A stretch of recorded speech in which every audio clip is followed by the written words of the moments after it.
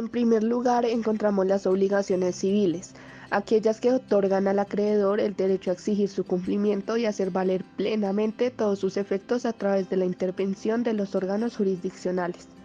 Podemos evidenciar ciertos ejemplos, tales como el pago de perjuicios en caso de ocasionar un daño en cosa ajena, el contrato de depósito, las obligaciones que nacen a partir del matrimonio y por último el cumplimiento con lo estipulado en un contrato. Obligaciones naturales, obligaciones no dotadas de poder coactivo en donde el acreedor no puede exigir al deudor el cumplimiento forzoso.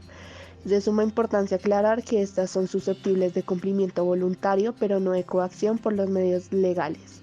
Ejemplos: un menor de edad que le presta medios económicos a otro, una deuda de juego, una oposición de deudas en compensación o un demente que compra un producto sin contar con cierta capacidad plena. Obligación dar tiene por objeto la entrega de una cosa mueble o inmueble con el fin de constituir sobre ella los derechos reales o transferir únicamente su uso.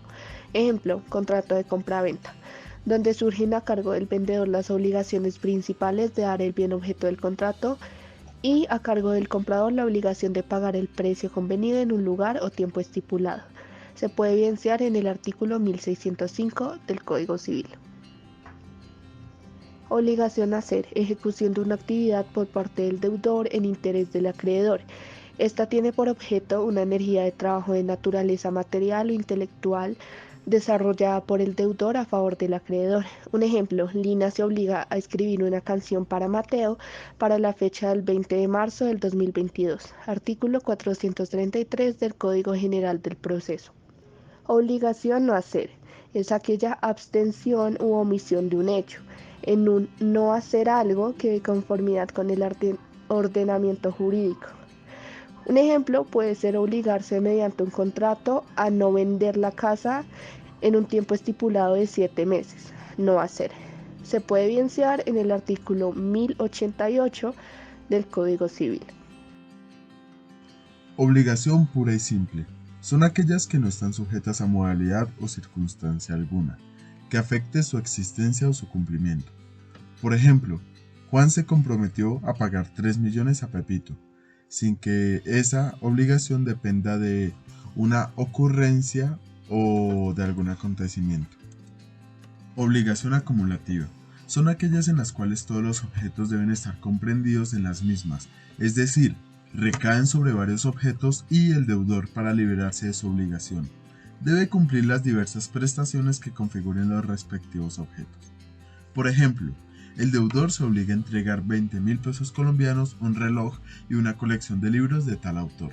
Como es evidente, la conjunción que caracteriza a estas obligaciones, por consiguiente, el deudor, para cumplir, debe realizar acumulativamente todas las prestaciones.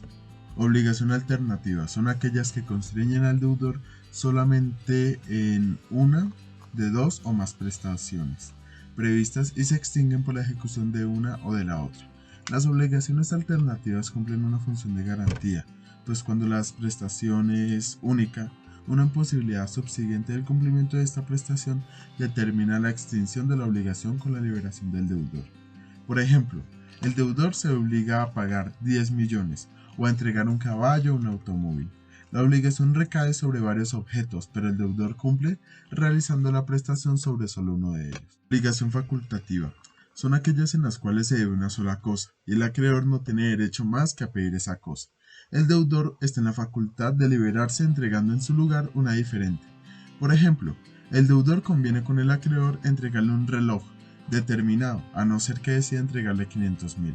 En estas obligaciones, si esa cosa única perece, la obligación se extingue, claro está. Si ha perecido sin culpa del deudor y se trata de cosa determinada, al igual que ocurre con todas las obligaciones de objeto único, que se extinguen por el perecimiento del objeto debido en razón de causa no imputable al deudor. Las obligaciones conjuntas son aquellas de las cuales existen diversos deudores o diversos acreedores.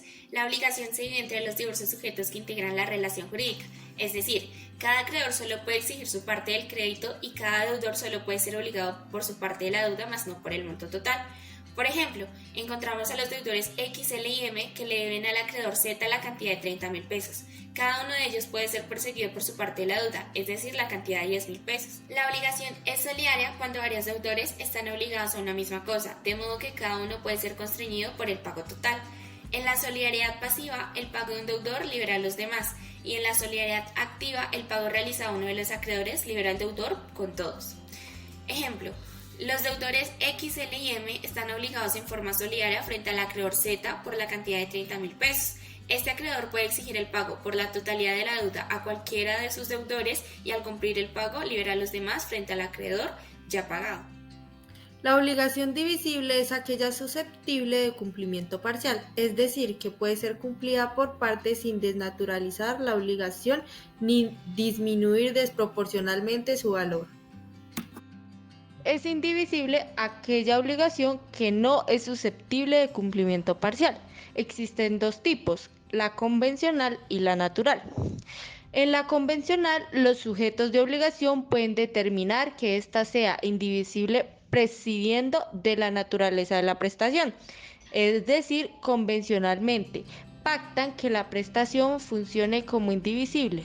Sería una prestación convencionalmente indivisible, aunque no lo sea por naturaleza, lo cual se apoya en el principio de la autonomía de la voluntad, proclamado en el artículo 1255, cuya voluntad puede declararse expresa o tácitamente.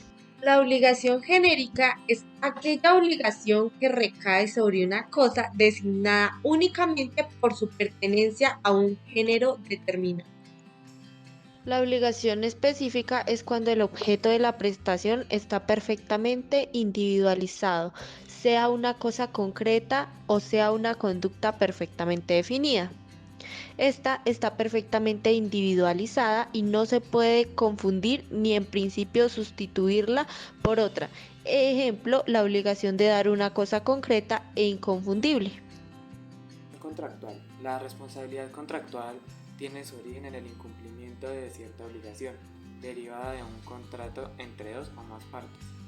La responsabilidad contractual nace al no haberse cumplido un acuerdo de voluntades plasmadas, se crea así una obligación de reparar el daño. La responsabilidad contractual es el conjunto de obligaciones legales que surgen de la firma de un contrato. Contractual. La responsabilidad contractual tiene su origen. Obligación extracontractual. Es la obligación que tienen las personas naturales y o jurídicas de reparar los daños y perjuicios causados como producto de la ejecución de un acto o de la ocurrencia de un hecho, sin que exista la relación o nexo contractual anterior entre quien debe asumir el pago de la indemnización por haber causado el daño o por tener que responder ante él y la víctima o perjudicado del mismo. La obligación personal es aquella que requiere la actividad de una persona, que debe efectuar por sí una prestación, entregar una cosa, transmitir un derecho o abstenerse de algo, imperativamente. Una obligación personal liga tanto a la persona que la ostenta como a sus herederos. Se concibe como un deber jurídico que tiene el deudor frente al acreedor. Obligación real. Es la obligación que pesa sobre un deudor que está obligado únicamente en concepto de tenedor de una cosa determinada. El deudor queda libre con la entrega de la cosa. Es la vinculada a los derechos reales. Podemos decir que las obligaciones reales son cargas o gravámenes impuestos por la ley a los poseedores o propietarios por el simple hecho de la detención de la cosa y cuyo cumplimiento puede evitarse mediante el abandono de esta.